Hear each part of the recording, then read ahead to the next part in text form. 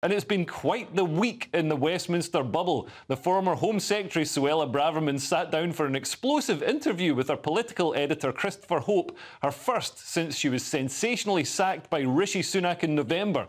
Ms Braverman was forthright about the state of the flagship Rwanda bill, not being shy about highlighting its shortcomings and even vowing to vote against the legislation if it doesn't come up to scratch. Let's take a listen.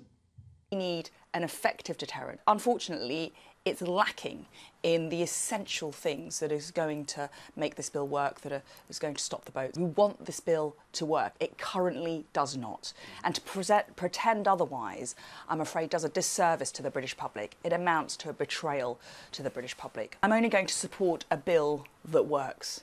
As currently drafted, this bill does not work. And if there are no improvements to it, I will have to vote against it, I'm afraid. Joining me now is the political editor of the Express Online, David Maddox. Hi, David. Thanks for joining us. Is Suella right to say that the public won't forgive the government if they don't stop the boats?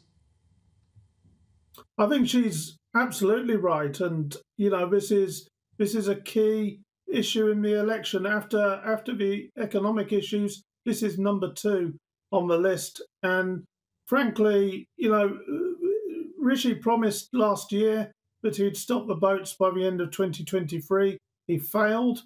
That's, you know, a real reason about why his own future is now in doubt.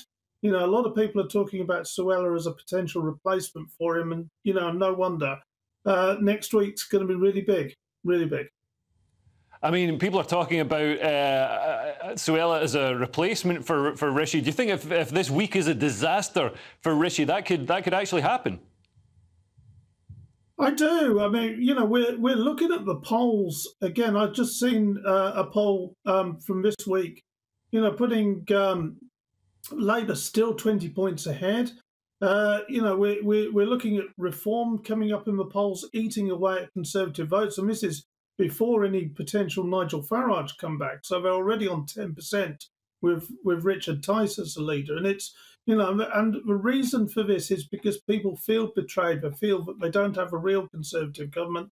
They're not tackling the issues that were promised in 2019 that would be tackled. They don't feel that they're succeeding in getting kind of a Brexit dividend done, and especially on bringing back control of our borders. And, you know, I'm afraid, you know, there's a large section of the Conservative Party now, in terms of the MPs, are looking at their seats, are thinking, well, we're probably not going to win. And frankly, we've got nothing to lose if we go for yet another leader, and maybe we'll get it right this time. Now, for a bit of perspective, I'm going to bring in my new pal, trades unionist Andy McDonald. Andy, I mean, what did you make of this interview? Do you think this Rwanda bill is as weak as Suella says?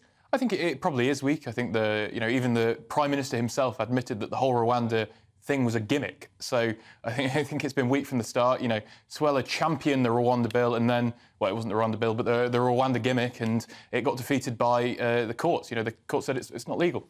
So she even lost her job kind of just before that happened. So I think it's quite hypocritical of her to be going, oh, we need to stop the boats, we need to do all this, when she was Home Secretary for, what, a year and a half, and she didn't manage to do any of it. Yeah, but I mean, in fairness to Suella, the Home Office, the civil service, seemed to do everything they could to get in the way. And this is one of the issues, David, that we have. I mean, it's hard for a democratically elected government to enact the will of the people when they're up against, you know, the ECHR, the Home Office. Everyone seems to be a stumbling block. Yeah, I mean, there are so many stumbling blocks. I mean, we saw it as well with Priti Patel, who was actually, of course, the one who devised the Rwanda plan in the first place. You know, the credit or discredit, depending on your perspective, should go in many ways to Priti. But, you know, if it had been allowed to work, then I think it would have succeeded, because it would have provided the deterrent that was needed to break these human traffickers' models. You know, in the end, we don't want people, you know, whether we're on the left or the right of politics, we don't want people profiting out of smuggling human beings, often into modern slavery and all the rest of it. And that's what this issue, is about. It's not just about control of outlaws. It's actually about humanitarian stuff as well. And there are plenty of other things that could be done. I think Andy's right that they should have reduced the numbers more in other respects, using other things. But they're not wrong to go after the Rwanda thing. And in the end, the issue is going to be whether we accept the rules of foreign bodies like the ECHR, or we accept our own domestic law, and that's going to be a real debate. Yeah, because I mean, Reform are talking about just leaving the ECHR.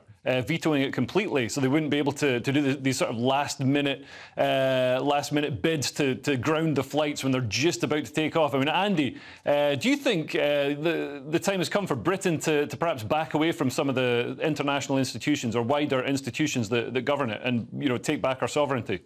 I'm not too sure, but just on your point about Reform UK, it's not just Reform UK that are saying that we should leave the ECHR.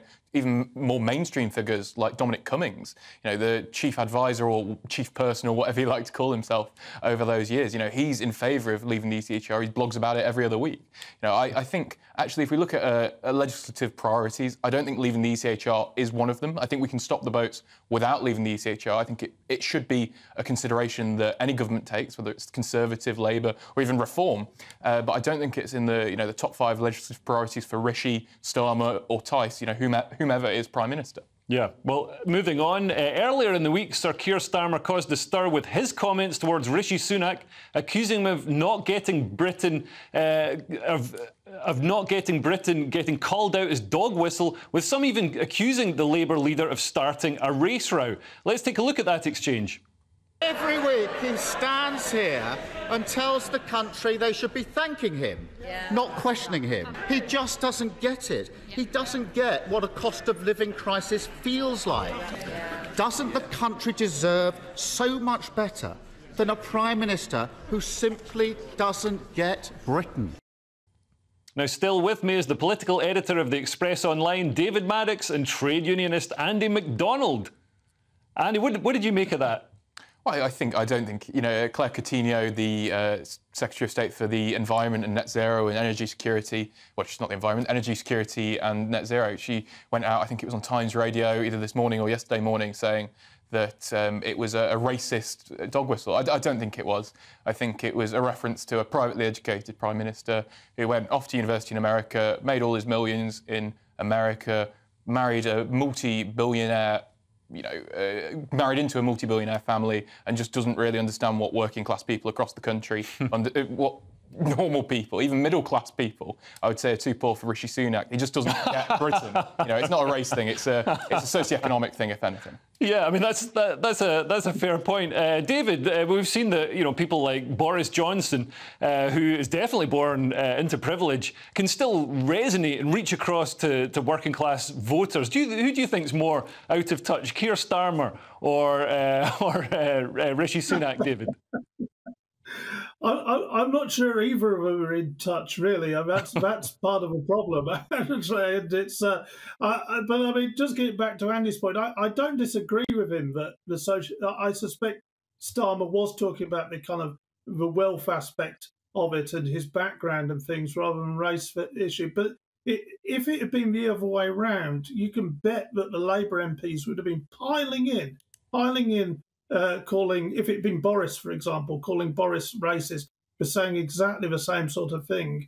And, it just goes to prove that you've got to be very careful with your language, especially, if there's a whiff of hypocrisy about the way you conduct yourselves, which I'm afraid there is a bit about Starmer and the Labour Party in that respect. And, Well, thank you so much. That was David Maddox, political editor of the Express Online, and trade unionist Andy McDonald. Thank you both very much. Now, a spokesman for Sir Keir Starmer said after the exchange in the Commons on Wednesday, the way in which the Prime Minister speaks makes it clear that he has no appreciation of the reality of life and the struggles that people are facing. The point that he was making when he said about getting Britain is the reality of life facing people. Stand by that.